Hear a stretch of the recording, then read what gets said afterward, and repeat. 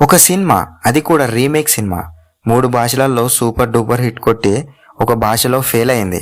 చెప్తా ఆ భాష ఏంటో. రీమేక్ సినిమాలు కొంచెం చేంజ్ చేసి తీస్తే పక్కా హిట్ అయ్యే ఛాన్సులు ఉంటాయి, కానీ కొంచెం అటు ఇటు తీసి లైట్ తీసుకుంటే మాత్రం ఫెయిల్ అవుతాయి. బికాస్ రీమేక్ కాబట్టి. అవన్నొద్దు, స్ట్రేట్ గా పాయింట్ కి వస్తే సినిమా పేరు బాడీగార్డ్. ఈ సినిమా హిందీలో తీసినప్పుడు హిట్ అయింది, తమిళ్లో తీసినప్పుడు హిట్ అయింది, 2 భాషలలో హిట్ అయింది, 3వ భాషకు వచ్చేసరికి ఫెయిల్ అయింది.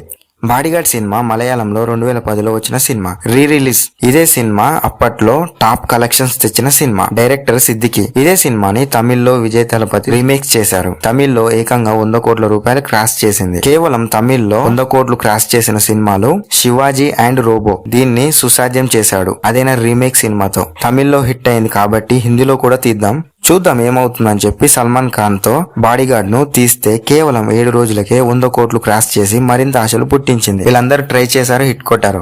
సో మనం కూడా ట్రై చేద్దాం, హిట్ కొట్టేద్దాం అని చెప్పి అదే సినిమాని, ఆ సినిమా పేరు కూడా మార్చకుండా మన తెలుగులో తీశారు. టెరీ వెంకటేష్ గారితో ఈ సినిమా పేరు కూడా మార్చకుండా తీశారు. కానీ ఇక్కడికి వచ్చేసరికి డిజాస్టర్ గా నిలిచింది. దీనిపైన మీ ఒపీనియన్ ఏంటో కామెంట్ చేయండి. అయితే వెంకటేష్ గారి కెరీర్ లో బిగ్గెస్ట్ ఫ్లాప్ లో ఇది ఒకటి. అలా 3 భాషలలో హిట్ అయింది, మన తెలుగులో ఫెయిల్ అయింది.